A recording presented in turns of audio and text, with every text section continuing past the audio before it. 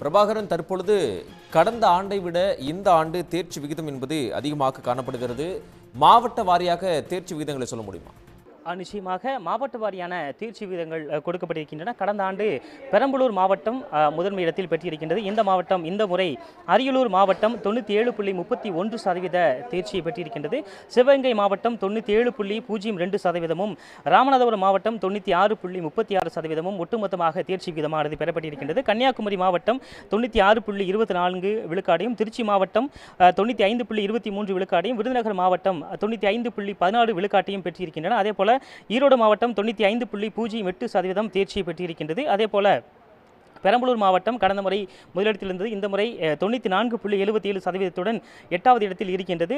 தூத்துக்குடி மாவட்டம் 94.39%, விழுப்புரம் மாவட்டம் 94.11% தேர்ச்சியை பெற்றிருக்கின்றன. மதுரை 94.07%, கோயம்புத்தூர் 94.03% பெற்றிருக்கின்றது.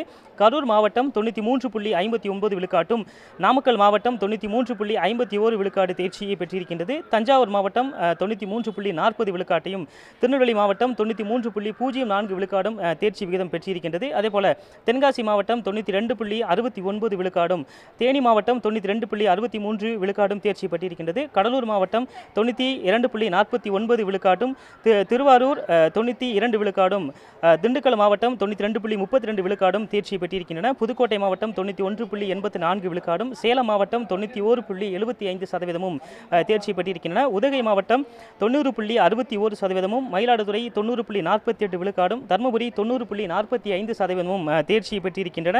அதேபோல மற்ற மாவட்டங்களான நாகப்பட்டினம் மாவட்டம் 80.70%, சென்னை 88.21% தேர்ச்சியை பெற்றிருக்கின்றது. திருப்பத்தூர் மாவட்டத்தை பொறுத்தவரை 88.20%, காஞ்சிபுரம் 87.55%, கள்ளக்குறிச்சி மாவட்டம் 86.38%, திருவள்ளூர் மாவட்டம் 86.52%, திருவண்ணாமலை மாவட்டம் 86.1%, ராணிப்பேட்டை மாவட்டம் 85.48 விழுக்காட்டும், வேலூர் மாவட்டம் இறுதியாக 82.07 விழுக்காடும் பெற்றிருப்பதாக தேர்வுத்துறை அறிக்கையில் தெரிவிக்கப்பட்டிருக்கிறது.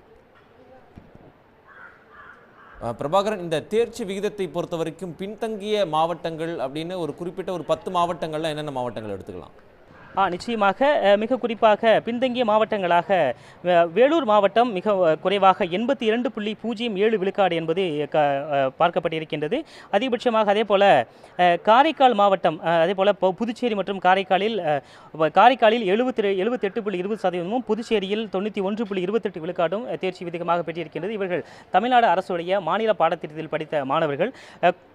குறைவான மதிப்பெண்ணை பொறுத்தவரை வேலூர் மாவட்டம், அதேபோல ராணிப்பேட்டை மாவட்டம் 85.48%, திருவண்ணாமலை மாவட்டம், திருவள்ளூர், கள்ளக்குறிச்சி, செங்கல்பட்டு, காஞ்சிபுரம், திருப்பத்தூர், சென்னை மற்றும் நாகப்பட்டினம் ஆகிய மாவட்டங்கள் கடைசி இந்த இடத்தில் இருக்கின்றன. கடைசி 10 இடங்களில் மிக குறைவாக இந்த தேர்ச்சி விகிதம் என்பது 89% அதிகபட்சமாக இருக்கின்றது.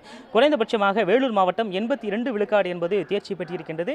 கடந்த முறை ஒப்பிடுகையில் சில மாவட்டங்கள் இந்த தேர்ச்சி விகிதத்தில் மாறி இருக்கின்றன. இருப்பினும் இந்த ஆண்டு வேலூர் மாவட்டம் குறைந்தபட்சமாக 82%, அதுக்கு அடுத்தபடியாக ராணிப்பேட்டை மாவட்டம் 85%, இதற்கிடையில் 85 முதல் 88% கிட்டத்தட்ட 10 மாவட்டங்கள் இருப்பதாக தேர்வுத்துறை அறிக்கையில் குறிப்பிடப்பட்டிருக்கிறது. பிரபாகரன், தற்பொழுது இந்த தேர்ச்சி விகிதத்தை பொறுத்த வரைக்கும் அரசு பள்ளிகள், அரசு உதவி பெறக்கூடிய பள்ளிகள், தனியார் பள்ளிகள், இருபாலர் பயிலக்கூடிய பள்ளிகள், பெண்கள் பள்ளிகள் அப்படின்னு வகைப்படுத்தப்பட்டிருக்கிறது. அரசு பள்ளிகளுடைய தேர்ச்சி விகிதம் அப்படிங்கிறது 87.90% இருக்கு. கடந்த ஆண்டோடு ஒப்பிடும்போது இந்த முறை இந்த சதவீதம் என்பது அதிகரிச்சிருக்கா அல்லது குறைஞ்சிருக்கா? நிச்சயமாக அரசு பள்ளிகளை பொறுத்தவரை கடந்த ஆண்டு அந்த தேர்ச்சி விகிதம் என்பது 87.45% இருக்கின்றது.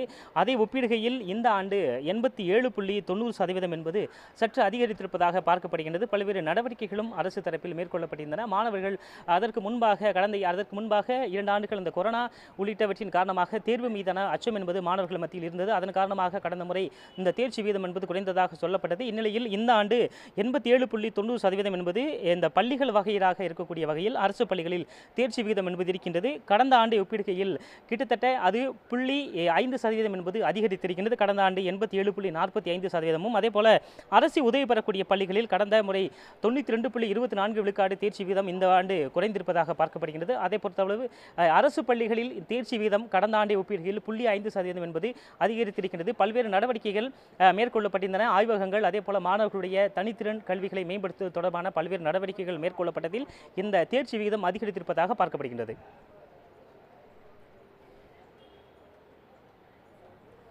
பிரபாகரன், அதே போல அரசு பள்ளிகளுடைய தேர்ச்சி விகிதம், அரசு உதவி பெறக்கூடிய பள்ளிகளுடைய தேர்ச்சி விகிதம், தனியார் பள்ளிகளுடைய தேர்ச்சி விகிதம், இருபாலரும் பயிலக்கூடிய பள்ளிகளுடைய தேர்ச்சி விகிதம், குறிப்பாக பெண்கள் மாணவிகள் பயிலக்கூடிய தேர்ச்சி விகிதத்தை ஒப்பிடும்போது அதிகபட்சமாக இந்த முறை பெண்கள் அதிகமாக பயிலக்கூடிய அந்த பள்ளிகளின் தேர்ச்சி விகிதம் தான் அதிகரிச்சிருக்கிறது. 93.80 அந்த பள்ளிகள் அதிக அளவில் தேர்ச்சி பெற்றிருக்கின்றன.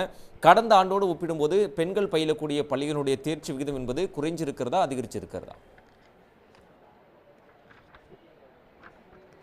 நிச்சயமாக கடந்த ஆண்டு ஒப்பிடுகையில் இந்த பெண்கள் படிக்கக்கூடிய பள்ளிகளில் உள்ள தேர்ச்சி சதவீதம் என்பதில் மாற்றம் இருந்திருக்கின்றது. கடந்த ஆண்டு அதாவது இந்த முறை 93.80% என்பது தேர்ச்சி விழுக்காட்டாக இருக்கின்றது. கடந்த முறை இந்த தேர்ச்சி விழுக்காடு என்பது 94.38% இருந்திருக்கின்றது. இந்த முறை 90.80% அது குறைந்திருப்பதாக பார்க்கப்படுகிறது. கடந்த முறை தனியார் பள்ளிகளுடைய தேர்ச்சி வீதம் என்பது 97.38% இருந்தது. அவை இந்த ஆண்டு 97.43%.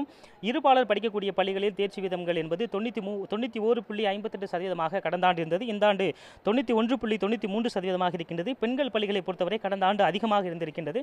94.38% இருந்திருக்கின்றது. அவை இந்த ஆண்டு குறைந்திருக்கின்றது. ஆண்கள் பள்ளிகளை பொறுத்தவரை இந்த ஆண்டு 83.17% தேர்ச்சி வீதமாக இருந்திருக்கின்றது.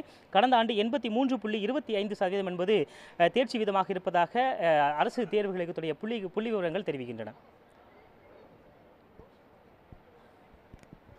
பிரபாகரன், அதே போல ஒட்டுமொத்த பாட வாரியாக தேர்ச்சி விகிதங்களை நாம் எடுத்துக்கொண்டால் தமிழில் 96.85% பேரும், ஆங்கிலத்தில் 91.95% பேரும், கணிதத்தில் 96.78% பேரும், அறிவியலில் 96.72% பேரும், சமூக அறிவியலில் 95.74% பேரும் தேர்ச்சி பெற்றிருக்கிறார்கள். அதிகபட்சமான தேர்ச்சி அப்படின்னு எடுத்துக்கிட்டோம் அப்படின்னா தமிழில் 96.85%, அதே போல ஆங்கிலத்தில் 91.95%. உடனுக்குடன் செய்திகளை தெரிந்து கொள்ள சன் நியூஸ் பெல் ஐகானை கிளிக் பண்ணுங்க.